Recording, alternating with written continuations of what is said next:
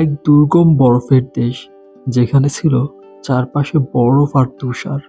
সেখানে ছিল একটা ছোট্ট পেঙ্গুইন আর একটা সাদা ভাল্লুকের বাচ্চা।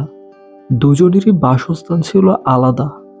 পেঙ্গুইনের দল বরফের নিচে মাছ ধরে খেত, আর ভাল্লুকের পরিবার এক বরফের গুহায় থাকত। একদিন পেঙ্গুইনটা একা একা হাঁটছিল। হঠাৎ পাহাড় থেকে একটা বরফের টুকরা পড়ে পেঙ্গুইনটার উপর চাপা পড়ে। পেঙ্গুইনটা বরফের নিচে চাপা পড়ে ঠান্ডায় হিম হয়ে যাচ্ছিল। ঠিক ওই সময়ই ভাল্লুকের বাচ্চাটা ওইখান দিয়ে যাচ্ছিল। তারপর পেঙ্গুইনের এই অবস্থা দেখে পেঙ্গুইনটাকে বরফের নিচ থেকে টেনে বের করে। পেঙ্গুইনটা খুব ভয় পায়। ভাল্লুকের ছানাটা বলে, তুমি ভয় পেও না, আমি আছি তো তোমার পাশে, তোমার বন্ধু আমি। আর সেদিন থেকেই তাদের বন্ধুত্ব শুরু।